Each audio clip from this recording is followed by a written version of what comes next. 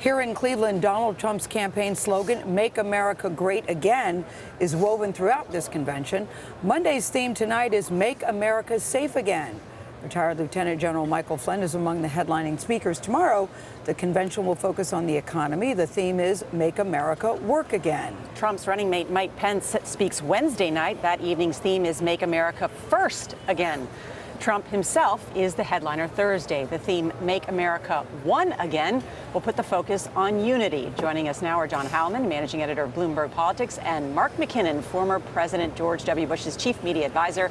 They are co-hosts of The Circus, Inside the Greatest Political Show on Earth, which airs on Showtime, a division of CBS. You know what we're here to do today? What? Make America fun again. Yes. Let's make America fun Make again.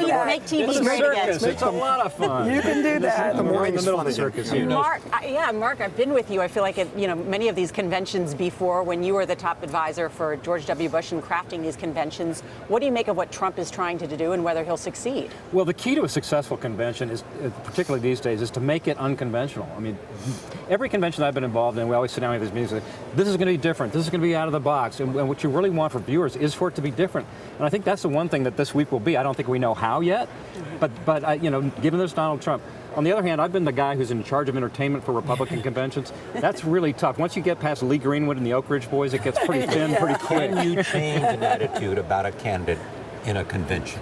Well, the opportunity is you have 4 days where you completely control the narrative. So it's pretty hard to screw up unless you pull in Clint Eastwood. But this is a real opportunity to just control the dialogue, control the narrative, and spend your message. I mean, it's one of the 3 times during the entire election where you have complete control and can really move numbers. You have your announcement, the debates, and the convention. So we should get a bump.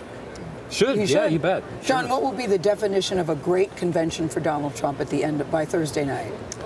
What does that look like? I think if well, first of all, as Mark said, suggests if nothing goes wrong. I mean, I have to say, I'm as interested in what's going on outside this hall as inside this hall. And given everything that's happening in the country right now and the threat of all the protests and demonstrations here, it's not inconceivable, and I don't want to be scaremongering about it, but the protests and demonstrations could overtake the whole convention, given things we've seen. If they can get through this and keep Cleveland secure and execute and get their message out in a clean way by the end, that will be a successful convention. Okay, that's one other storyline. But what about the storyline of the relationship between Trump and Pence, or the lack of relationship? I mean, what did you make of their chemistry or lack of chemistry on 60 Minutes last night? Well, what you don't want in a number 2 is somebody that takes over the screen, which Newt would have done, Christie would have done. I think it's a good pick. I think that's what you want in a number 2 is a solid guy with salute and be there.